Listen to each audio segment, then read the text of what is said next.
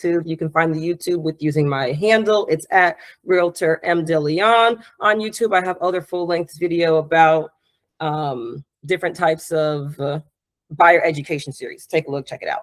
We're here today to talk about buyer broker agreements, so why you have to use a buyer broker agreement when working with a real estate agent, the different types of buyer broker agreements, so on and so forth.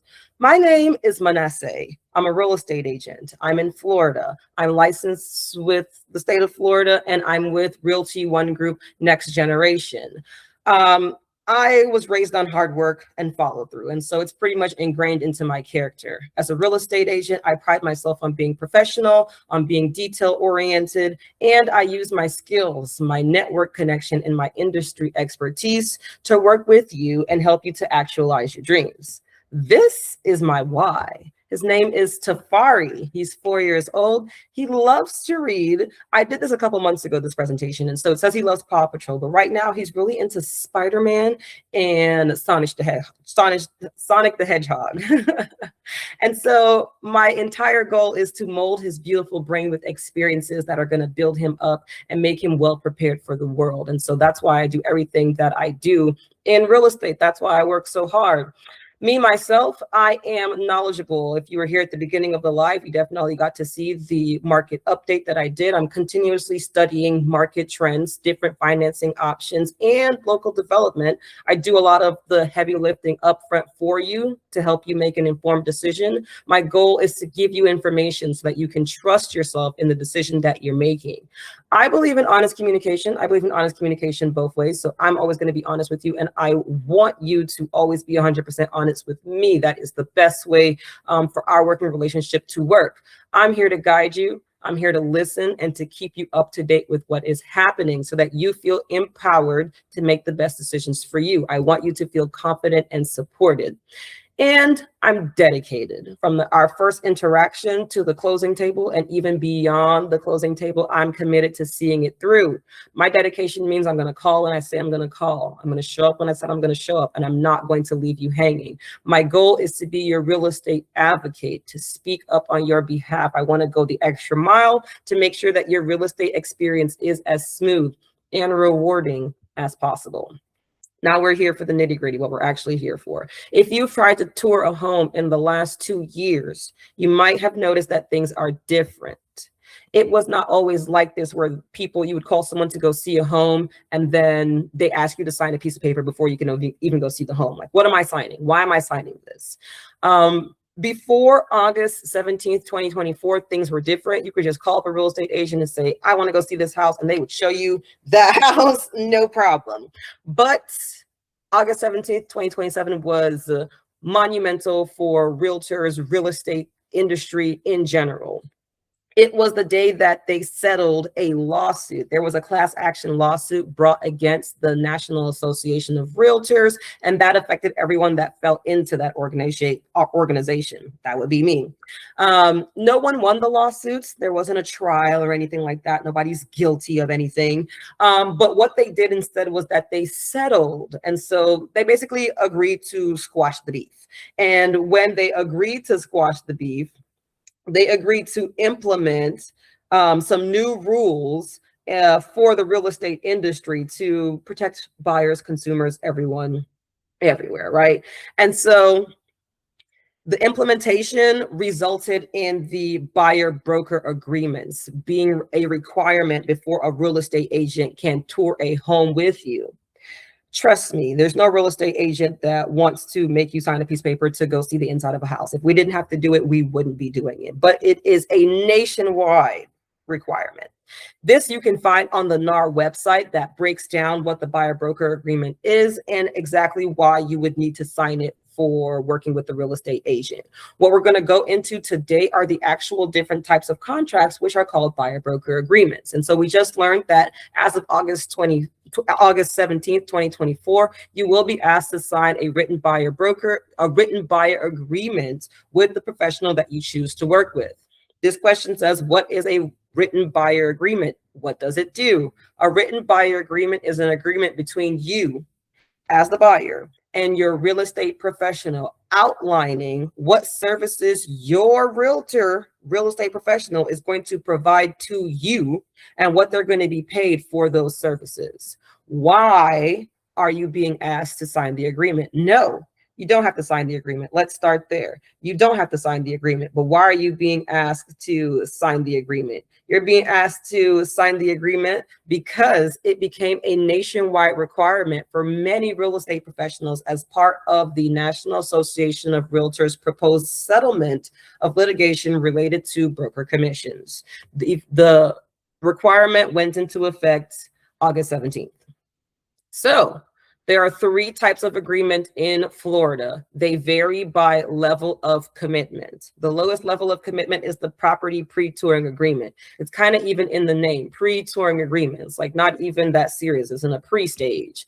The next one is going to be a showing agreement. And the last one is the exclusive buyer broker agreement. You can kind of look at the titles and kind of figure out that this exclusive buyer broker agreement is going to be the most secure form of commitment, and then the pre-touring agreement is really just for us to tour the property. So let's go through them one by one. This is the actual excerpt from the contract, the agreement of the property pre-touring agreement. Before we continue with this, the important thing to note about these agreements is that they build on each other. So this is the highest level of commitment. The exclusive buyer broker agreement is the highest level of commitment, and it includes the tenants that are part of the showing agreement. And the showing agreement is built upon the property touring agreement. So the same things that are in the property pre-touring agreement are also going to be in the exclusive buyer broker agreement with some additional terms and conditions. And so the property pre-touring agreement is very simple. It's 1 page. The first part of this is going to outline the parties to the agreement. I am in the first line. I am a real estate licensee. My broker, the brokerage that I work with, is Realty One Group Next Generation. I am an agent. I am a real estate agent. I am an agent of my broker. And so a lot of the contracts and a lot of the forms that you will be reviewing and eventually entering into will have the terminology broker, because that's my boss and I work with her brokerage. And that's the way that it's set up. And so the next part is going to be the consumers. That's you. You're the buyer, you're consuming, you're the buying and the consuming end of the housing market. And so that's going to be you, your partner, you, your spouse, you, your sister, you, your mom, whoever's going to be on the house with you, whoever's going to be buying the house with you. You guys are the consumer. That's the first part, who's part of the agreement. This part right here says that the consumer agrees to use the broker services to view properties that they agree on for a blank amount of days. This number right here could be any number. It could be 1 day. It could be 10 days. It could be 14 days. This agreement is only good for the number of days that's written in this section. Typically, when I am working with someone, if you just want to see just one house, we're going to do like a 2-day agreement. If you decide to move on from there with me, then we could sign a new agreement, but I would not do a property pre-touring agreement for like, say, 30 days.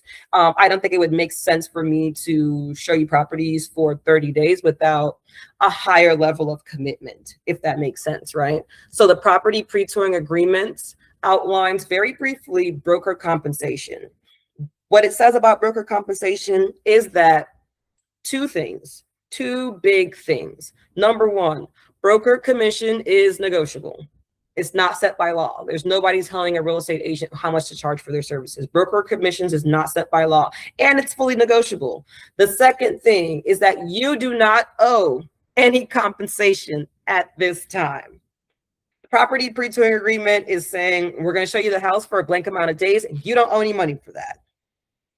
It goes on to say that if you want to work with the broker to purchase a property, then you guys are agreeing that you might sign another document to outline that, and it would follow something that's outlined here. And so if you wanted to move forward, this is what you can expect to pay for the services. If you wanted to move forward, because right now, as it states in this agreement, you don't owe anything right now. These other tenants are talking about how if you want to move forward, you can, and you might be asked to sign a separate agreement, a separate buyer broker agreement. It's also saying that if the seller or the seller's agent decides to offer some compensation towards your realtor fees, that compensation can be accepted, and it will reduce the amount of money that you owe. So for simple math numbers, if we decide that, you know, to help you buy a house, we're going to charge you $5, and the seller or the seller's agent says, well, I'm willing to offer you $3 if you bring someone who is going to buy this house, you would still owe $2, right? Because we agreed that you would pay me $5. The seller said, I'm gonna put a little something on that. He's gonna give $3 and you owe the other $2. That's how that works. And so it goes on to say, like, if you work with, let's say you find a house, 123 Main Street, you like that house. And instead of you having your own real estate agent who's going to work in your best interest, you decide that you're going to call the listing agent because you really want this property, and you go with the listing agent. You don't have to pay that listing agent. The listing agent works for the seller. The listing agent already has an agreement on how they're going to get paid with the seller. If you go directly to the listing agent who works in the best interest of the seller, you won't have to pay because they're not doing anything for you. They're doing it for the seller. Okay, this last part is in bold, and it basically says that the money that you pay your real estate agent is not going to be any more than what's written in the agreement. So with the example that we have earlier, if you and I agree that my fee is $5 for helping you to purchase a house, and the seller says, well, I'm offering $10 to anyone who helps me sell my house, any real estate agent that assists me with selling the house, I can't get that $10 because we've already agreed to $5. Now we can modify the agreement so that the new agreement will reflect that I would get paid $10, and then, you know, that would be fair. But as the agreement stands, I wouldn't be able to get that $10 until we sign a modification to increase what my compensation would be to match what the seller is offering. All these things in the level 1 property pre-touring agreement are going to be in level 2, the showing agreement. When it comes down to the showing agreement, here is where we see an outline of broker obligations to the consumer and consumer obligations to the broker. The broker has an obligation to act in the consumer's best interest, to use diligent effort to help the consumer find the property and transact on that property, to use professional skill and knowledge, and to assist the consumer with negotiating and closing on any resulting transaction. What you need to know is that my obligation to you is, you need to know the second part here, part B, is talking about you are one of my clients, one of my consumers. I have other clients and other consumers, and it could be the case that you guys are looking at the same property. If that becomes the case and you both make an offer, I have to let each of you know, hey, one of my other clients made an offer on this property. What I cannot do is say my client made an offer of X, Y, and Z. I can if I have written consent that you said, like, oh yeah, you can go tell all my business. You're going to sign on the dotted line for me to do that, right? Probably not going to happen. But I have to let you know that you have a competing offer, but it's unlikely that I'll be permitted to let you know what that competing offer is, what the terms or conditions. And so this one here is broker obligation. I know why it's on here because it's black and white. This is a contract, but this is something that your broker should be doing as a person in general and ethically as a real estate agent, which is don't discriminate, adhere to first of all, don't discriminate in general, but also adhere to the fair housing laws, the tenets and the principles in the Fair Housing Act, right? The last one is service providers. Real estate agents oftentimes have connections to other service providers that are part of the home buying process, but we make no guarantees. That's what that last part says. Now, those are my obligations to you as your real estate agent. You also, with this level 2 showing agreement, have obligations to me. Those obligations are to cooperate with me. Work with me, everyone here has a job, so you know what it's like to have a difficult client. One of your obligations to me as a real estate agent is to work with me. Do your best to work with me. One of the other obligations is to, even if you decide that you like a house and you want to put in an offer on it, you have to contact me. With this agreement, I'm a real estate agent. I'm the go-to person. And this agreement says that you're going to let me know if you find a property that you decide that you want to enter into a contract with, that you want to start negotiating with. Furthermore, if you come across another real estate agent who says, do you want to work with me? You have to let them know I already have an agent that I'm working with. That's outlined in your obligations to me as part of this contract. Some of the other obligations that are listed in here is to, like, let's say we have a title company, which we oftentimes do.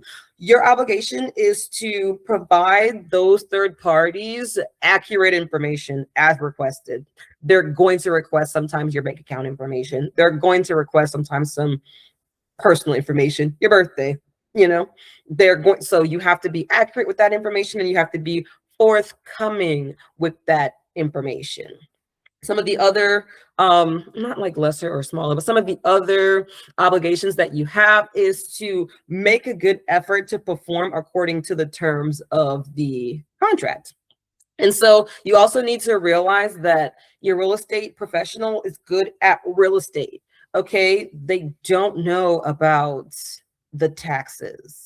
You know, they don't know what your taxes are going to be next year. Nobody knows what your taxes are going to be next year. They don't know about like this. I don't want to say like, they do real estate. So if you need legal advice, you're going to have to consult with someone who's an attorney. If you need like tax advice, then your real estate professional can connect you with those individuals, but they're not there to replace those individuals because that's not our specialty.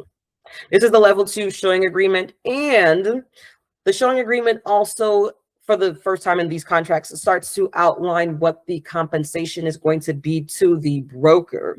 And so what we find is that here it outlines when compensation is due. Additionally, it talks about what type of compensation you have and in what condition. And so for compensation in general, we know that compensation is earned when, during the terms of the agreements, renewals or extensions, the consumer contracts to acquire real property. When you go under contract. Okay, the compensation is for your real estate agent services to you. Compensation that's received from the owner or from the seller representing the owner is going to reduce the amount that you owe. What amount do you owe? Good question. Subparagraph A and subparagraph B and subparagraph C are going to let us know, in the event of a purchase or exchange, this is the amount that's due. You can do a flat fee. You can do a percentage. You can do a percentage plus. Sometimes people will do like an administrative fee. And so it could say $5 right here, or it could say 5%. It could say $5 plus $10 in administrative fee, or it could say 5% plus $10 in administrative fee. This is negotiable. Do you see how like these parts of the contracts have been written by real estate attorneys and they're not exchangeable? But however, this line right here and these lines right here are numbers that we fill in. We agree on that number. And so it is 100% negotiable. Subparagraph A is in the event of a purchase, and subparagraph B is in the event of a lease. When it comes down to a lease, it has the same, excuse me, it has the same setup as a purchase, but they also like add a new variable, which is a number of months rent. So you could do a flat fee, $5. It could just be a flat fee, $5. Or it could be 5% of 12 months rent, 5% of 2 months rent, 5% of 24 months rent, etc. It could be 10% of X amount of months rent is how they set up compensation for a lease. And so now we're here at the exclusive buyer broker agreement. This is level 3. Level 3 includes all the things that we just saw: the commission, the consumer and broker obligation, and it includes these other things. I always like to tell people they wouldn't put it in the contract if it didn't happen. They wouldn't take their time to write all these things down if it didn't happen. We're not saying that you're going to do it.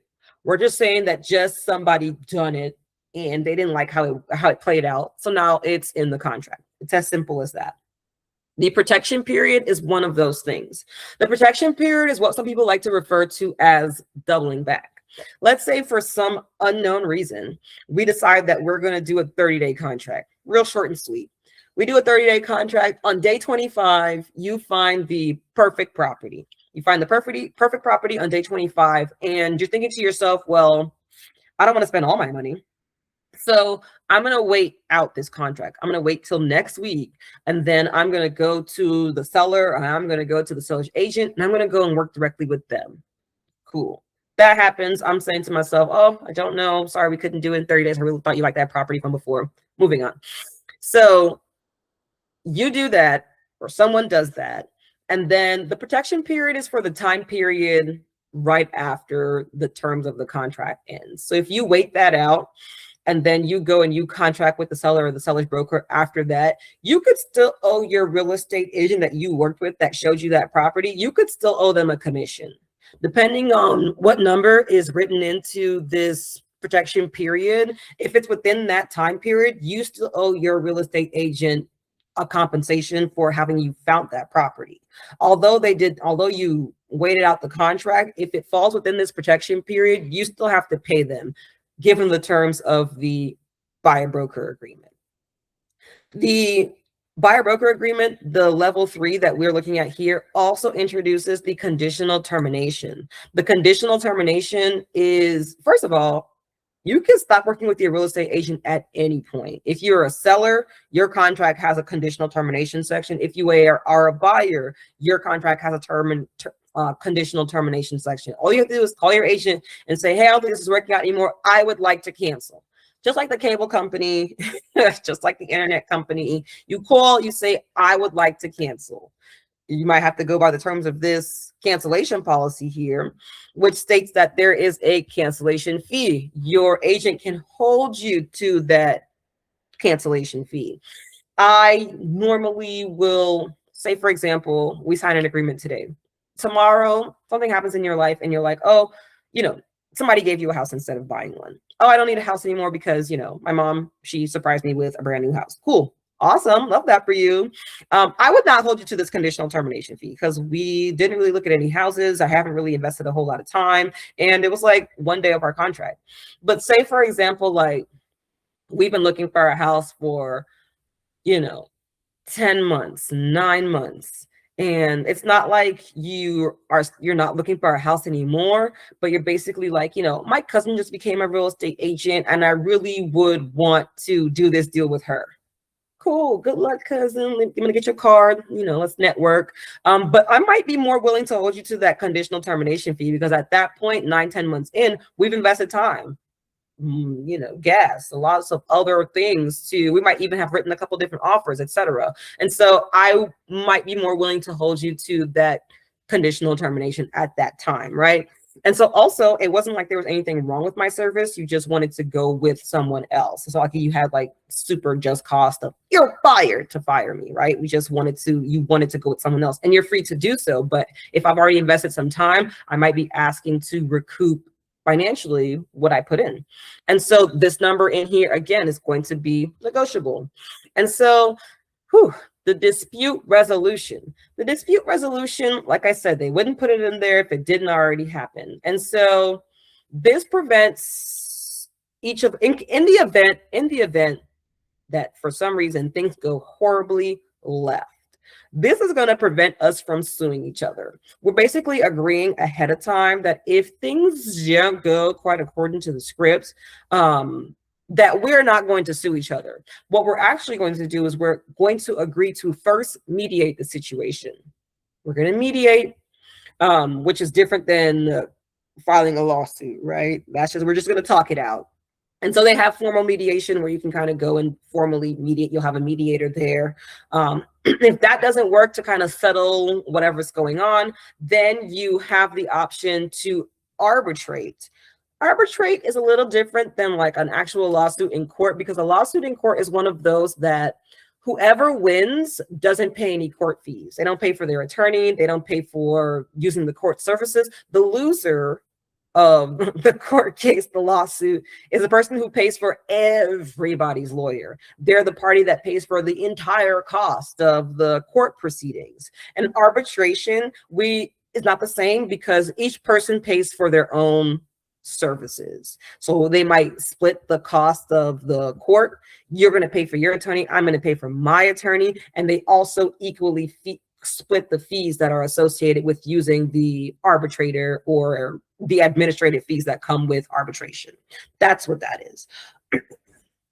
And so the last little section of this is going to be an assignment. That basically means that if for some reason I am incapacitated and I am unable to perform my duties as your real estate agent, we are allowed to assign this to another person that's within our brokerage to help you continue, even though I'm not there to help you continue. And so which level is best? The level that is best is the level that's going to fit your needs. Think about what your needs are. Are you interested in more than one area? For example, Jacksonville and Miami. I don't know why you'd be interested in two such different places, but maybe you really love the beach and you like a big city. So Jacksonville versus Miami. I would not recommend getting an exclusive buyer broker agreement to work with just one agent, because that agent's going to have to service you in Miami. And then when they finish with that, they're going to have to go and drive and service you also in Jacksonville.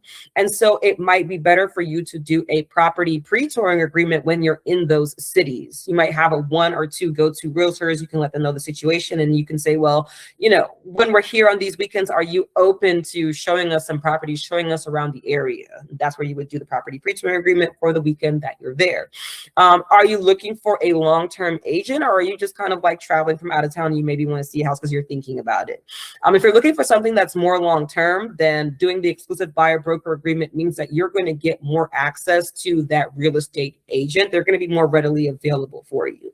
If you want something that's more long-term, but you're only ever trying to do property pre-touring agreements, you're just signing the agreements to go and see some houses, a real estate agent might not want to work with you if you do that continuously, because you're not elevating the level of their relationship. They're going to feel used, like you're just using them to see properties, which is okay. But if you just want to see properties, you have other recourse for that. You can go to open houses or call the listing agent. And the listing agent for the property that's listed has an obligation to the seller to do their best that they can to show that property. And so they'll be more willing and likely to facilitate you just looking around. There's nothing wrong with just looking around, but there are ways to do it. Also, is that agent a good fit for you? Sometimes it's better to use a property pre-touring agreement with a couple different agents so you can kind of test the waters, see who's going to be kind of working with your style, who provides really good service, who provides really good communication. That allows you to kind of shop around. And then once you find an agent that you feel is going to work for you, you elevate the status of y'all's working relationship by entering into either a showing agreement, which has, as we saw, obligations to each other, or to the buyer broker agreement. And so before signing, ask your agent to explain anything of the part of the contract that you don't understand. Sometimes I come across buyers where they're like, oh, I thought you were just going to make me sign this. I said, first of all, I can't make you sign anything. You have a right to say no. And if you're not comfortable, you should say no. Also, your real estate agent should really be explaining documents before they send them over to you for you to sign them. They really should. And then when you're reading through it yourself or diving deeper into it yourself, if you don't understand anything, you need to ask your agent to explain that to you. If that agent is not able to explain, you might want to consider if working with them is going to be the best for you. That's what we have as far as buyer broker agreements. That's what we have as far as home buyer education for today. You can expect to see this video up on YouTube. Next month, we're going into July, and we're going to be talking about commission. I never like to put commission and the buyer broker agreement in the same presentation because I find that it can be extremely overwhelming. But the topic for next month is going to be commission, who pays for what, how does it work? When is commission owed? When is commission due? So on and so forth. I am looking forward to seeing you again here next month. for another riveting presentation on how you can stay ahead when it comes to today's buyer's market by keeping up with your education. So my name is Manesse. Again, I am a real estate agent with Realty One Group Next Generation. I am local to the Apopka, Orlando, Orange County, and surrounding areas. My contact information, my phone number is 407-906-5036. Looking forward to hearing from you, to connecting with you, and be good until next time.